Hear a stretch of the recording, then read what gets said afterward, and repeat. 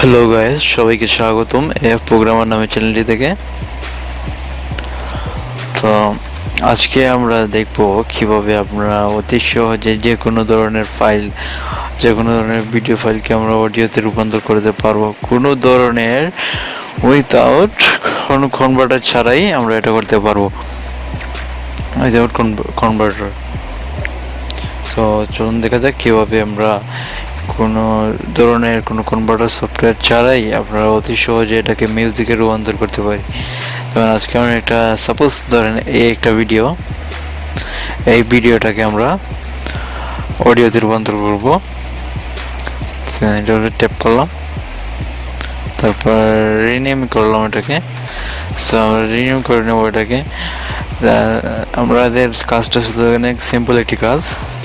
So এটা এমপি4 file, মানে একটা বুঝতে পারছেন এটা একটা ভিডিও ফাইল, যেহেতু এমপি4 ফাইল নামটা। আমি ওপেন করে দেখিয়ে দিই আপনাদের এটাকে ভিডিও ফাইল।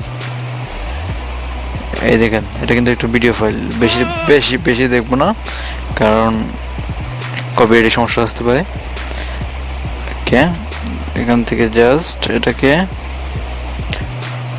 ধরে রিনিউ অপশনে গিয়ে আপনাদের কাজ হবে জাস্ট এটাই, জাস্ট এমপি4 এর জায়গায় জাস্ট এমপি3 লিখে দেবেন এবং ডান দিয়ে দেবেন। কনফার্ম রিনিউ চাইবে, এটাকে ওকে দিয়ে দেন। এবার কিন্তু দেখতে পাচ্ছেন যে এখানে আইকনই চলে আসছে যে এটা একটা মিউজিক ফাইল রূপান্তর হয়ে গেছে। আবার কোনো ধরনের ঝামেলা ছাড়াই, যেহেতু 30 MB ছিল ভিডিওটি, 30 MB রয়ে গেছে, জাস্ট মিউজিক ফাইলে রূপান্তরিত হয়ে গেছে। সো আপনি চাইলে কোনো ভিডিওকে যদি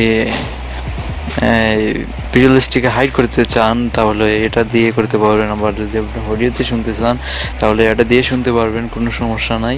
তো এবার আমি প্লে করে দেখাবো যে এটা কতটুকু কার্যকরী। এবং এখান থেকে কিন্তু এটা প্লে হবে। দেন গুগল প্লে মিউজিক এখন যাচ্ছে, আগে তো ডাইরেক্ট ভিডিওটি ওপেন হয়ে যেত। সো এটাকে বেশি দেখবেন না, কপিরাইট সমস্যা হতে পারে। এটা কিন্তু এবার অডিও ফাইল একটু দেখছেন, এটা কিন্তু অডিও ফাইলে রূপান্তরিত হয়ে গেছে। এভাবেই আপনারা এটাকে অডিও ফাইলে রূপান্তর করতে পারবেন। আবার যদি আপনারা চান যে আবার এই ভিডিও, এই যে ফাইলটি সেটাকে আবার পুনরায় অবস্থায় নিয়ে যেতে, তাহলে আপনি এটা করতে পারেন যে এখান থেকে গিয়ে রিনিউ অপশনে গিয়ে জাস্ট এমপি3 যে কাজ, এখানে এমপি4টা লাগিয়ে নেবেন, তাহলে কিন্তু এইটা কনফার্ম রিনিউ যাবে, ওকে দিয়ে প্রেস করবেন। এবার দেখেন আবার সেই ভিডিওটি ব্যাক করে গেছে, কিন্তু আবার এটা ভিডিও হয়ে গেছে।